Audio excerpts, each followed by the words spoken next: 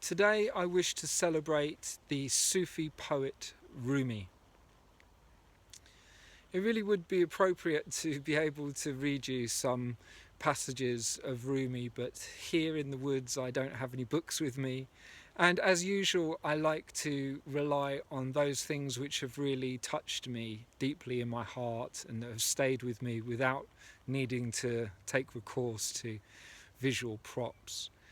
And the thing that has really struck me about Rumi is the timeless humanity of his writing, which was put down onto paper hundreds of years before I was even a twinkle in my daddy's eye.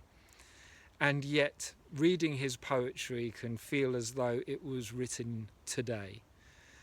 It's amazing when you see somebody talk about matters of such a profoundly human nature that the message that they're transmitting transcends time, and that someone hundreds of years ago could be so relevant to us today.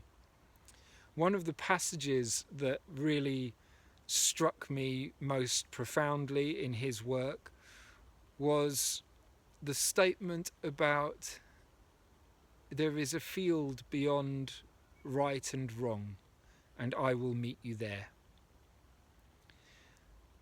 There have been many times and places where I've heard that passage recounted and quoted. Many people don't even know where it comes from.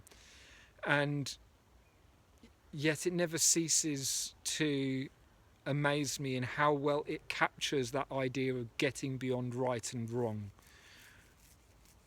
You know, as soon as we think that we are right or that someone else is wrong, we have succumbed to a mind virus of judgment and evaluation that takes the empathy out of life, that takes the compassion and the forgiveness for our mistakes. You know, they say if you spot it, you got it. So when we see a characteristic in somebody else's personality, you know, oh, they're so selfish, we are almost invariably guilty of that same selfishness. When we see someone as being really conceited and arrogant, well, that's what we've obviously got going on inside us. Because if we didn't have that quality, we wouldn't be able to recognize it in another.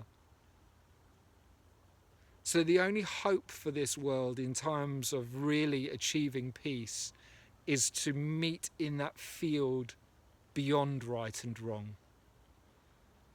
You know, maybe after another world war, maybe after goodness knows how many battles we humans may have to fight with each other before we finally, in a state of exhaustion, turn to each other and realize that we have exhibited just those same qualities that we blame others for. How much do we have to beat ourselves into a pulp before we finally realize that we do not want to walk a mile in another man's shoes? That we are able to see that we're all doing the best that we can.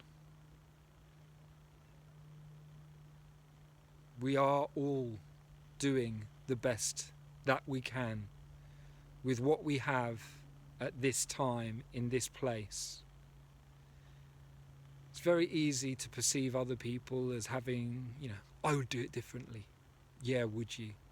If you came from their background, if you had had their life, how sure of you of that? So just for this passage alone, today, I'm including Rumi in these 365 festivals. I really encourage you to go and just a short search on Google will bring you many, many profound statements and beautiful poems for you to enjoy. So today, a brief moment of silence to remember the life and the contribution of the Sufi poet Rumi.